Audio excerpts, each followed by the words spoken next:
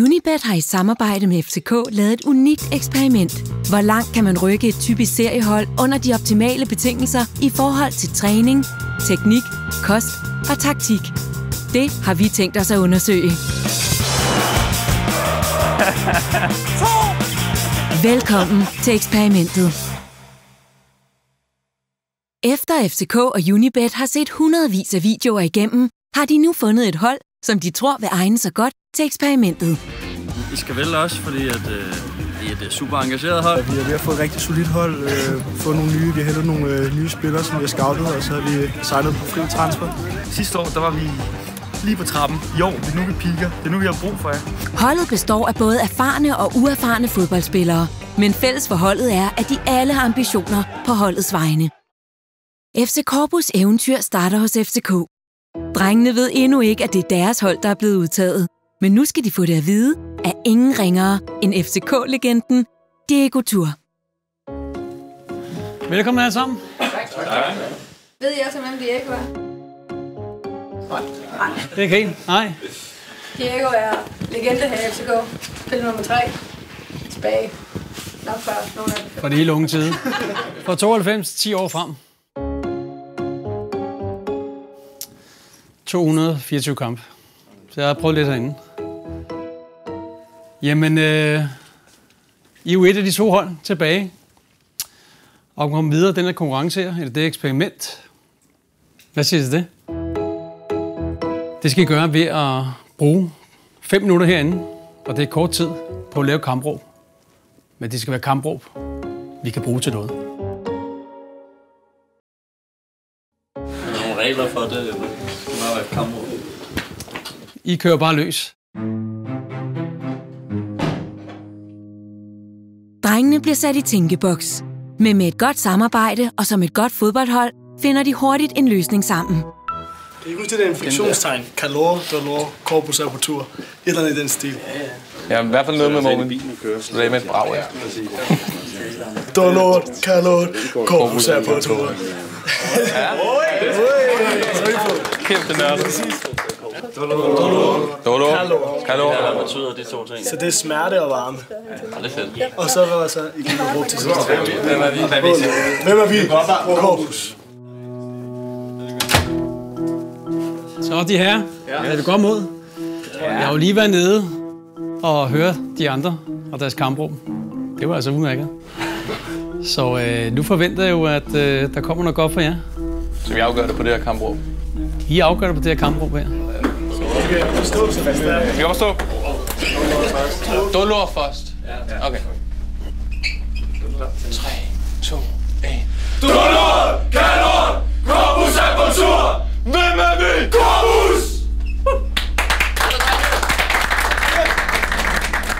Så drenge, for mig så lød det ganske udmærket. Men det er et eller andet sted fuldstændig ligegyldigt. Fordi det er jer, der er gået videre.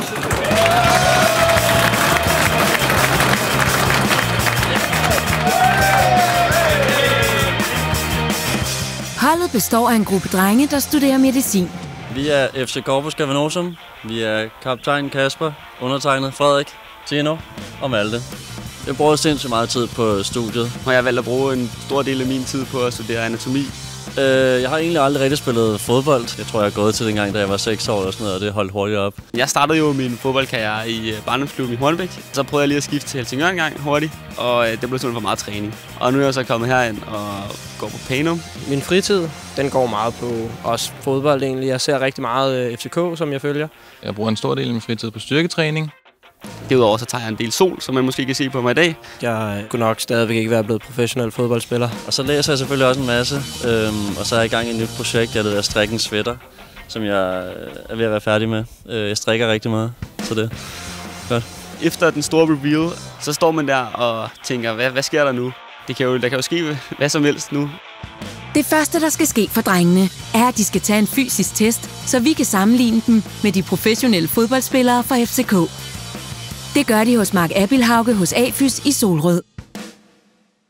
Mit navn er Mark Appelhauge, og jeg er fysioterapeut og personlig træner.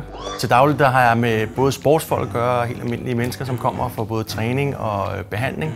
Og det har jeg gjort i 18 år nu, og inden da der var jeg personlig træner og massør. I dag der er vi på min hjemmebane, og der skal vi teste drengene igennem. Og jeg kan love, at de kommer til at komme svede, for de skal lave rigtig meget. Vi skal lave forskellige hoptest. Vi laver fedtprocentmålinger for at se, om de er for tykke. Og så ellers noget konditest, så skal vi se, hvor god kondi det er. Så det glæder jeg meget til at se resultatet af. Så er vi klar til at teste jer. Vi starter lige med dig, og det første, du gør, det er lige at måle, hvor høj du er. Så hvis du tager skoene og sokkerne af, så kommer du bare over til mig. Alright. Kigger vi på fedtprocenten, så er et normalt tal for drenge i den alder, det er at have en fedtprocent mellem 10 og 20% fedt. 6-3. 6-3. Stiger. Sammen. Ja, det er også sindssygt. Den steg jo, altså. Hvor lang tid har I vidst, I skulle teste? Har I været sultet, eller hvad fanden sker der? Ja, han har vidst det længe. Han har vidst det 1,5 måned mere end os andre. Totalt god form. Hvis vi kigger på FCK, de ligger på en gennemsnit nede omkring 6,8, tror jeg, deromkring. Så det er en del lavere, men det er igen også det med, at jo mindre de bærer rundt på af overflødige kilo, jamen jo hurtigere, jo bedre kan de bevæge sig. Så et fedtprocent er også ret vigtigt. Telefonnummer? 30. Det var til alle Tinder-damerne. Også mail og din... Han står på profilen i forvejen. Konditesten den kommer til at foregå på et løbebånd med maske på, hvor vi så finder ud af, hvordan deres iltoptagelse er. Og det er jo rigtig, rigtig vigtigt for en fodboldspiller at have høj iltoptagelse, så de kan løbe på banen.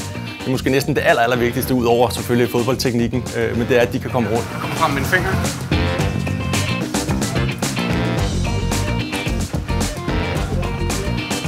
Yes, kommer op og løber hen og får lidt. For normale drenge i den alder, som dem vi skal teste, de skal ligge omkring sådan 45. Og hvis vi går ind og kigger på sådan elitesportsfolk, jamen så er det omkring 60, det er meget normalt for dem. Så der er noget at springe fra normale, hvis vi skal sige det sådan, til elite. En af de andre tests, vi skal lave, det er hoptesten. Og hoptesten den går ud på, at vi skal se, hvor højt de kan hoppe. Start med at strække armen op. Vi fugter dine fingre, strækker armen op, sætter hånden på her. Og så går du ned i benene, og så hopper du så højt du kan, og sætter et nyt mærke derop, og så måler jeg bare mellem de to mærker og ser, hvor højt du kan hoppe. Ja tak. 46. Det er fandme flot. Det er jo en vigtig ting for en fodspiller, både i markspiller, men også en målmand, for at kunne nå en bold, enten at du skal hætte den i mål eller væk fra mål, eller som målmand selvfølgelig skulle kunne gribe den. Drengenes fysiske test gik overraskende godt. De er alle i god form og har gode tal. Især holdkaptajn Kasper Gydesens fedtprocent er bemærkelsesværdigt lav på 6,3%. Frederik Vestergaard er den hurtigste af de 3 spillere, vi har målt. Et godt udgangspunkt for en angriber, som skal lave mange mål. Malte Gumstrup har mere allround-tal, men med den rette træning kan han rykke sig betydeligt. Når man kigger på FC Korbus træningsmetoder nu, så ligger de langt fra FCK's metoder. Deres træning er typisk styrketræning og udholdenhedstræning, hvorimod FCK træner med kortere træningspas og langt mere højintensitetsøvelser. Spørgsmålet er, hvordan vi kan rykke holdet, når deres grundform allerede er så god som udgangspunkt. Se med i næste afsnit.